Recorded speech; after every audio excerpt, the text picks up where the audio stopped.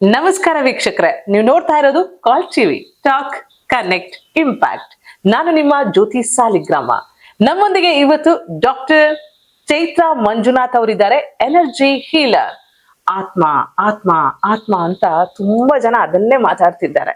ಅದಕ್ಕೆ ನಾವಿವತ್ತು ಡಾಕ್ಟರ್ ಚೈತ್ರ ಮಂಜುನಾಥ್ ಅವರ ಹತ್ರ ಕೇಳೋದಿದೆ. ಡಾಕ್ಟ್ರೆ ನಮಸ್ಕಾರ, ಮೊದಲನೇದಾಗಿ ಕಾರ್ಯಕ್ರಮಕ್ಕೆ ಸ್ವಾಗತ. ಈ ಆತ್ಮ ಅನ್ನೋದು ನಿಜಾನ? ಆತ್ಮ ಇದೆಯಾ? ಖಂಡಿತ ಇದೆ. ಪ್ರತಿಯೊಬ್ಬ ಮನುಷ್ಯನಲ್ಲೂ ಒಂದು ಬದುಕಬೇಕು ಅಂತ ಹೇಳಿದ್ರೆ ಅದಕ್ಕೊಂದು ಸೋಲ್ಫುಲ್ ಅಂತ ಏನ್ ಹೇಳ್ತೀವಿ, ಸೊ ಖಂಡಿತ ಒಂದು ಆತ್ಮ ಇದ್ದೇ ಇರುತ್ತೆ. ಸೊ ಆತ್ಮ ಅನ್ನೋದು ಈಗ ನಮ್ಮ ದೇಹದೊಳಗೂ ಇದೆ. ಹೌದು.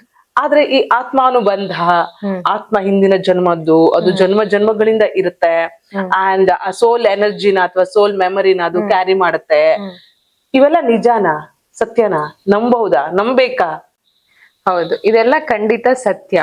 ಆದ್ರೆ ಏನಾಗ್ತಾ ಇದೆ ಅಂತ ಹೇಳಿದ್ರೆ ಇವೆಲ್ಲವನ್ನ ಒಂದು ನೆಗೆಟಿವ್ ರೀತಿಯಲ್ಲಿ ಪೋಟ್ರೆ ಆಗ್ತಾ ಇದೆ. ಆಕ್ಚುಲಿ ನೀವು ಮೊದಲಿಂದಲೂ ಕೇಳಿರ್ಬೋದು ಆತ್ಮಶಕ್ತಿ, ಆತ್ಮಾನುಭವ ಅಥವಾ ಆತ್ಮಹತ್ಯೆ ನೆಗೆಟಿವ್ ಟರ್ಮ್ ಇರ್ಬೋದು. ಸೊ ಆತ್ಮ ಸಂಬಂಧಗಳು ಅಂತ ಹೇಳಿ ಇದನ್ನ ನಾವು ನಾರ್ಮಲ್ ಆಗಿ ಯೂಸ್ ಮಾಡ್ತಾ ಇದ್ವಿ. ಯಾಕಂದ್ರೆ ಆತ್ಮ ಅನ್ನೋದು ನಮ್ಮ ದೇಹ ಮನಸ್ಸು ಎಷ್ಟು ಕಾಮನ್, ಆತ್ಮ ಕೂಡ ಒಂದು ಪ್ರೆಸೆಂಟ್ ಇದ್ದೇ ಇರುತ್ತೆ. ಒಂದು ಆತ್ಮ ಇಲ್ಲದೆ ಒಂದು ದೇಹ ಅಥವಾ ಮನಸ್ಸು ಇರ್ಲಿಕ್ಕೆ ಸಾಧ್ಯನೇ ಇಲ್ಲ. ಆದ್ರೆ ಈಗ ಏನಾಗ್ತಾ ಇದೆ ಅಂತ ಹೇಳಿದ್ರೆ ಈ ಆತ್ಮಗಳನ್ನ ದೆವ್ವ, ಭೂತ ಇಂಥದ್ರ ಜೊತೆ ಕನೆಕ್ಟ್ ಮಾಡಿ ಆ ಒಂದು ಟರ್ಮ್ ಮಿಸ್ಇಂಟರ್ಪ್ರೇಟ್ ಆಗ್ತಾ ಇದೆ. ಸೊ ಹಾಗಾಗಿ ಈ ಒಂದು ಏನು ರೈಸ್ ಆಗಿದೆ ಕ್ವಶನ್ಸ್, ಆತ್ಮ ಎಲ್ಲ ಇದೆಯಾ ಅನ್ನೋದು ಸರ್ಫೇಸಿಗೆ ಬಂದಿರುವಂತದ್ದು. ಸೊ ಯೂಶುವಲಿ ನಾವು ಚಿಕ್ಕವರು ಇರ್ಬೇಕಾದ್ರೆ ಭೂತ ಬರುತ್ತೆ ಅಂತೆಲ್ಲ ಹೇಳ್ತಾ ಇದ್ರು.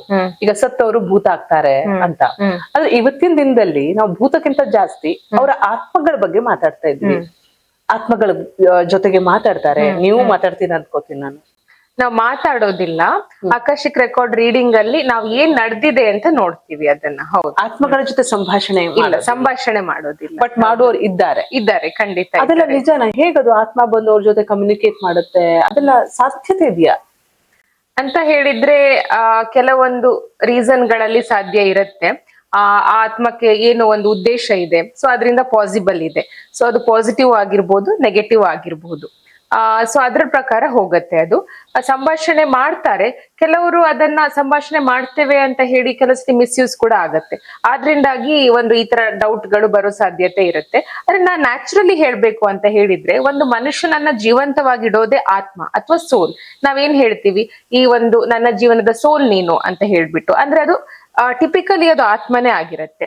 ಸೊ ಆ ಆತ್ಮ ಅನ್ನೋದೇನಿದೆ, it's not a very special thing. It's there within everybody and it is the like current, life current ಅಂತ ಏನ್ ಹೇಳ್ತೀವಿ. ಹಾಗಾಗಿ ಸೊ ನಾವು ಯಾಕೆ ಈ ಆತ್ಮ ಅನ್ನೋದು ಒಂದು ಮುನ್ನೆಲೆಗೆ ಬಂತು ಅಂತ ಹೇಳಿದ್ರೆ, ಸೊ ನಾವು ಎಷ್ಟು ನಮ್ಮ ಆತ್ಮವನ್ನ ಒಂದು ನಿಷ್ಕಲ್ಮಶವಾಗಿ ಮುಗ್ಧವಾಗಿ ಇಟ್ಕೋತೀವಿ, ಅಷ್ಟು ನಮ್ಮ ಲೈಫ್ ಚೆನ್ನಾಗಿರುತ್ತೆ ಅಂತ ರೀಸನ್ ಇಂದ.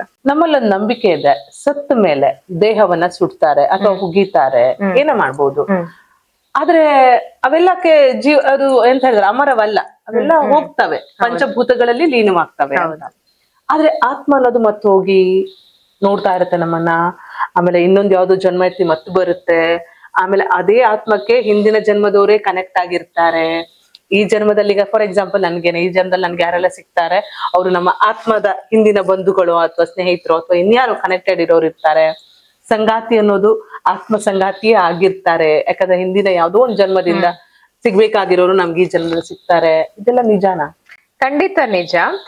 ಆದ್ರೆ ಅದು ನಿಜ ಯಾವ್ದು ಸುಳ್ಳು ಯಾವ್ದು ಅಂತ ಡಿಫ್ರೆನ್ಶಿಯೇಟ್ ಮಾಡ್ಲಿಕ್ಕೆ ಕೆಲವೊಂದು ನಾಲೆಜ್ಗಳು ಬೇಕಾಗತ್ತೆ. ಏನು ಅಂತ ಹೇಳಿದ್ರೆ, ಒಂದು ಡೆತ್ ಆದ್ಮೇಲೆ ಬಾಡಿನ ಬಿಟ್ಟು ಆತ್ಮ ಇನ್ನೊಂದು ದೇಹವನ್ನ ಸೇರತ್ತೆ, ಅಥವಾ ಆತ್ಮಕ್ಕೆ ಅತೃಪ್ತಿ ಆಗಿದ್ರೆ ಅಲ್ಲೇ ಇರುತ್ತೆ ಅನ್ನೋದು ಒಂದು ಕಾನ್ಸೆಪ್ಟ್ ಇರೋದು. ಅಂಡ್ ಆ ವಿಷಯ ಕೂಡ ನಿಜ.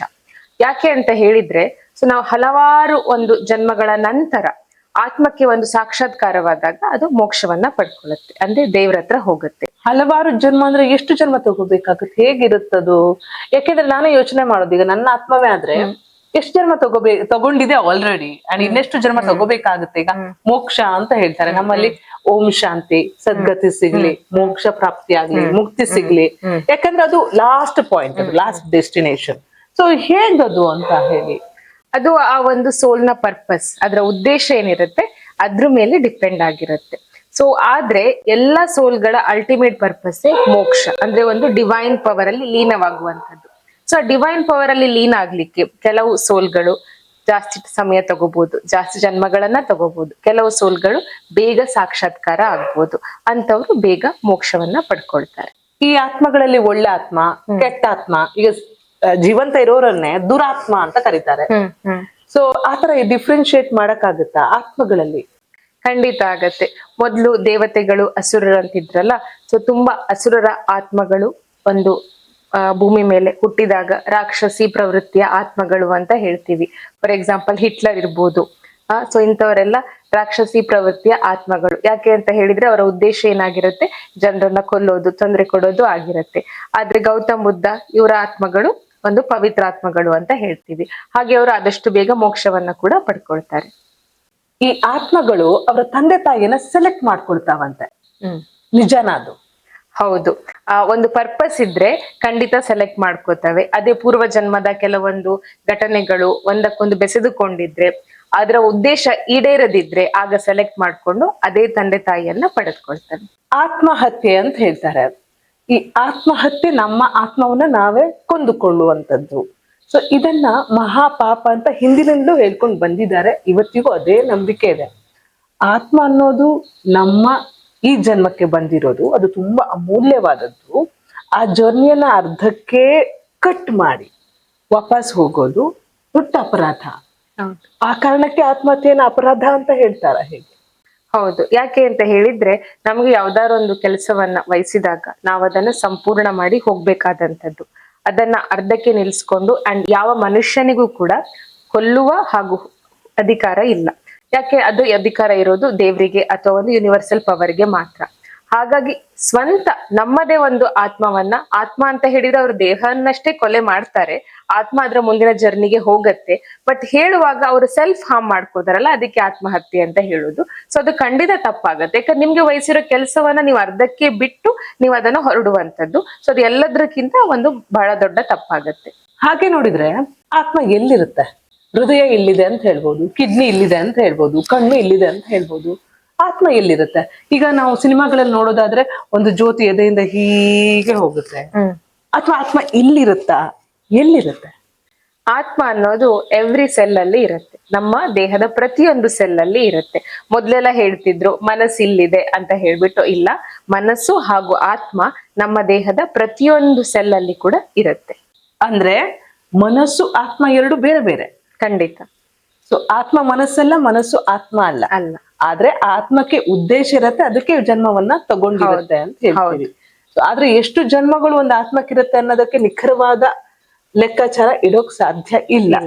ಆದ್ರೆ ಕೆಲವೊಂದು ಆತ್ಮಗಳು ಕೆಲವೊಂದು ಜನ್ಮದಲ್ಲಿ ಬಹಳ ವಿಜೃಂಭಣೆಯಿಂದ ಬದುಕ್ತವೆ, ಕೆಲವೊಂದು ಜನ್ಮದಲ್ಲಿ ಅಂಥ ಕಡು ಬಡತನದಲ್ಲಿ ಬದುಕ್ತವೆ, ತುಂಬಾ ಕಷ್ಟ ಕಾರ್ಪಣ್ಯಗಳನ್ನ ಎದುರಿಸ್ತವೆ. ಇದೆಲ್ಲ ಯಾವ ರೀತಿಯಿಂದ ಆಗುತ್ತೆ?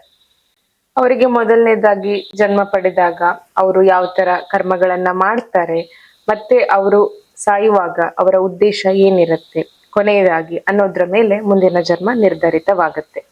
ಕೆಲವೊಮ್ಮೆ ಅವ್ರು ಏನ್ ಮಾಡಿರ್ತಾರೆ ಗೊತ್ತೋ ಗೊತ್ತಿಲ್ಲ ತಪ್ಪು ಮಾಡಿದಾಗ ಅವರಿಗೆ ಆದಷ್ಟು ಬೇಗ ಮೋಕ್ಷ ಪಡಿಬೇಕು ಅಂತ ಇದ್ದಾಗ, ನನ್ನ ತಪ್ಪುಗಳಿಗೆ ಆದಷ್ಟು ಬೇಗ ಪ್ರಾಯಶ್ಚಿತ ಆಗ್ಲಿ ಅಂತ ಅವ್ರು ಕೇಳ್ಕೊತಾರೆ.